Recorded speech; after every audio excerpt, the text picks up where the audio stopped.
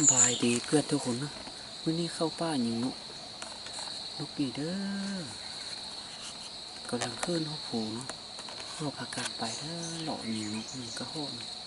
เที่ยวนี้บ่ยอมมีกระโหนแต่ว่ามีนกเนาะมีนกแดกนกเลื่องกับนกเสี่ยวเนาะ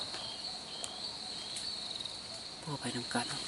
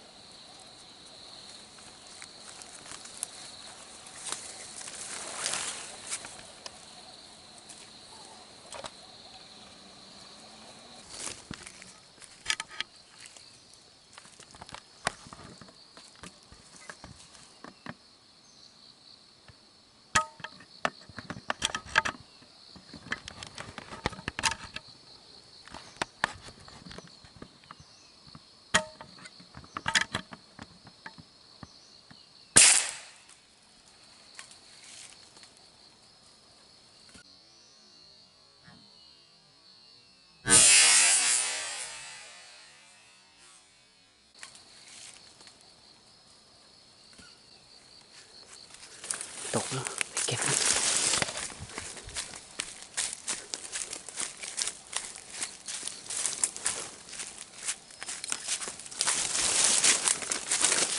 นี่มาตายละตายละ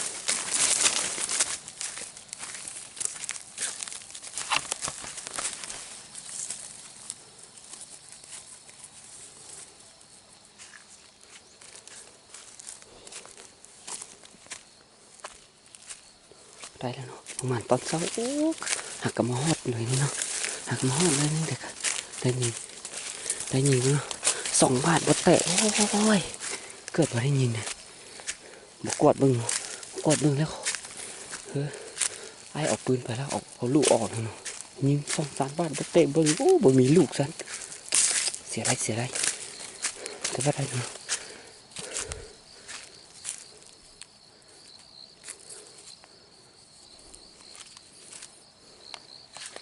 ใส่ลูกก่อนแล้วสิกลับไปนี่เนาะเห็ดอันนี้เนาะโอ้มาหอดนี่มีเห็ดเยอะแท้ๆเนี่ยพ่อเนาะเห็ดอันนี้มันกินบ่ได้เนาะ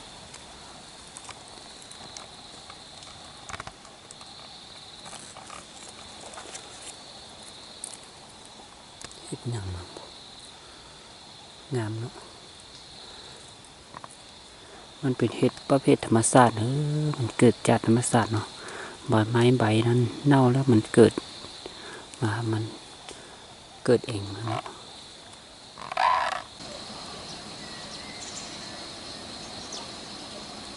งามเนาะนกนี้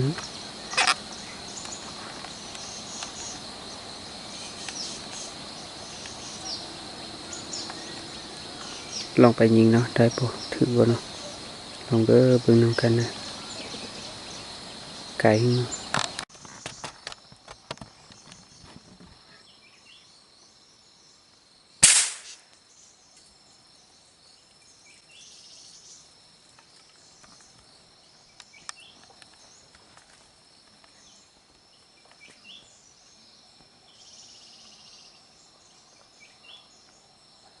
ถึงนะ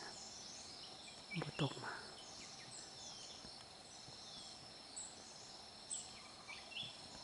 ตายแล้วลูกเสียวเนาะ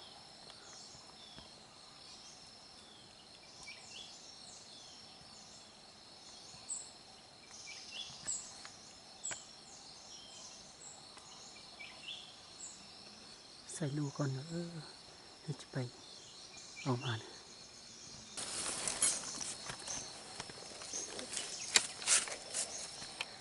ใส่ลูกก่อนเนาะมีหลายตัว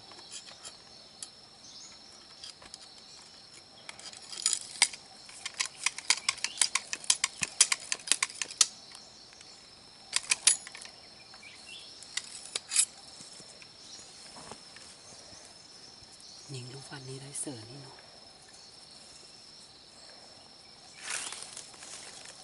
เสือนี่เสือได้ใส่นี่ว่าเอานี่หอมใส่นะเอานี่หอมใส่ด้วย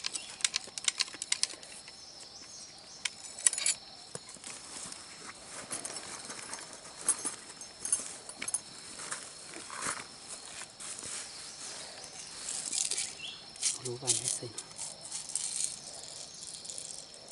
สันนี้เนาะ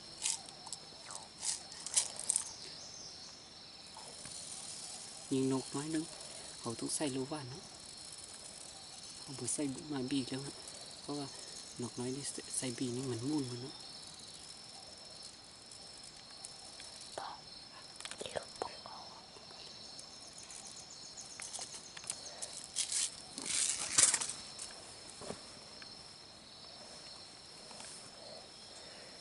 ใส่รู้ว่าแล้ว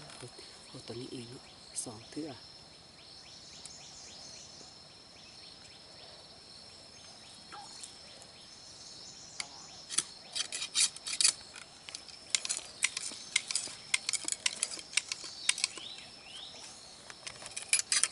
สับนี้พอ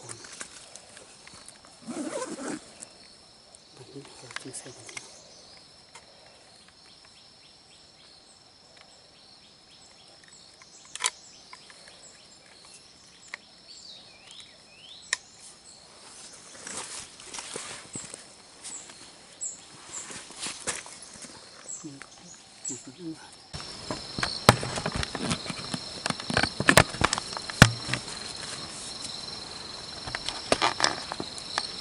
ก็ไกลเนาะ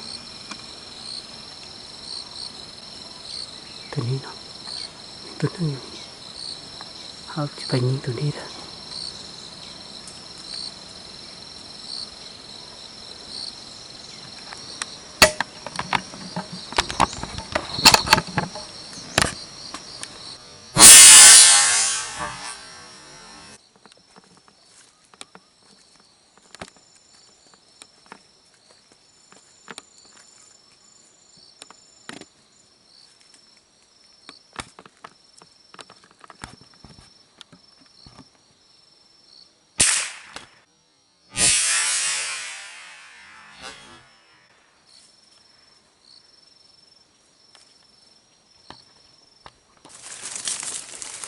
นะปุ๊บเห็นแล้วบอกเอามาไหม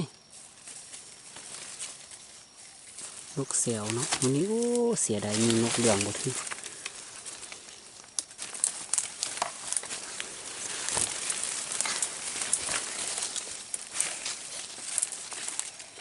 เสียดายมีนกเหลืองบดตายเนาะชื่อบดตายเนาะ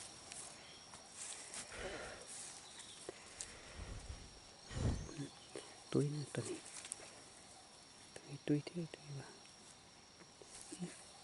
ยังตัวนึงค้างอยู่ถึงมันโอ้เสียแนวใดจังใดเนาะ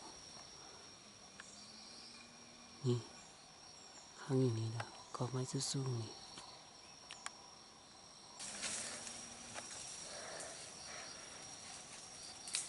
พ่อจะไปเอาไม้ด้วย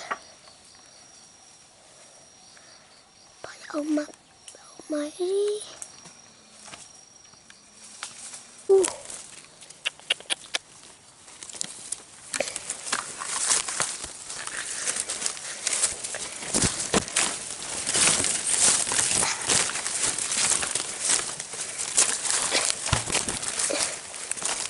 ได้แล้วนะได้แล้วส่งตู้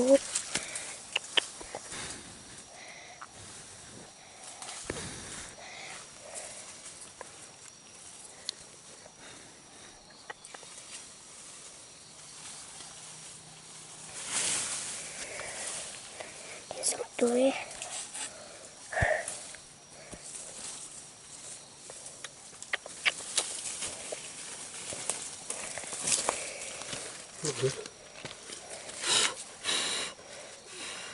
ตัวนี้กับตุ้ยนะตัวนี้กับตุ้ยนะโอ้เสียดายยิงไปที่นกเหลืองเนาะนกเหลืองบัดง่ายๆเนาะง่ายๆยิงถึกสันโอ้ได้แต่นกน้อยนี่อันนี้นะ แต่เด็กนกน้อยเมื่อยใช่เมื่อยปากมามือได้สองตัวนี่นะเสียดายเนาะเสียดายได้ปลดนี่ลูกเหลืองถือบทตายเนาะนี่ได้กันพากันเนาะพากันไปเองเนาะพากันไปแล่นก็มีนกต่อเนาะ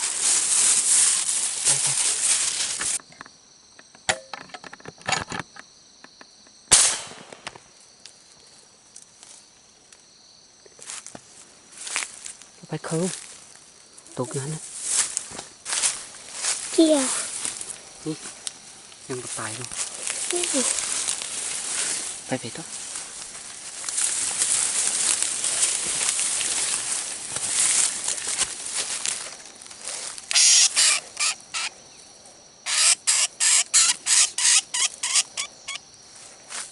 ทุเรศดีหรอ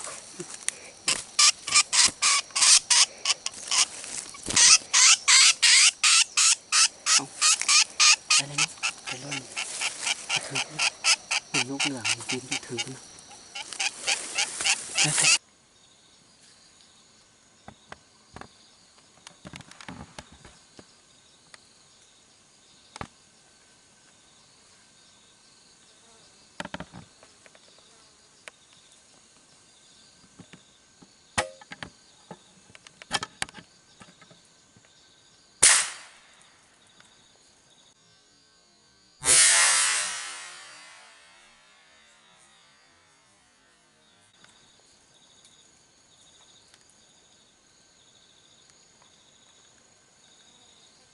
โอ้ยประตู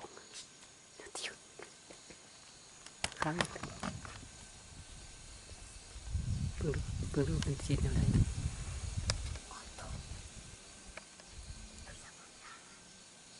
ถึงเลยถึงเลยมึงดูมันสิตรงอะไรมาเนาะ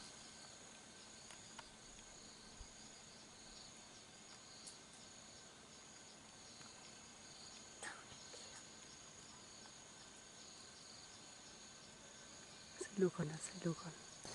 มันนี่ก็ได้3 ตัวเนาะได้3 ตัวมันนี้บ่มันนะมันนี้ยิงถึกบ่ตายบินไปหมดเนาะยิงนกเรือน2 บาทบ่ได้เนาะถึกแต่ว่าบ่ตายเนาะเสีย3 บาทมื้อนี้ยิงลบนกดามนกเซลนี่ตัวหนึ่งเนาะนกเซลนี่ตัวนี้1ตกแล้วไปซอกบ่เห็นเนาะนกเรือน2 ตัวนี่บ่ตกเนาะถึกแต่ว่าบ่ตายไปเมื่อก่อนละเด้อมื้อนี้มาแต่สำนี้เนาะก็สิเมื่อแล้วเนาะขอให้ทุกคนจงโชคดีเด้อเพื่อนทุกคนเนาะ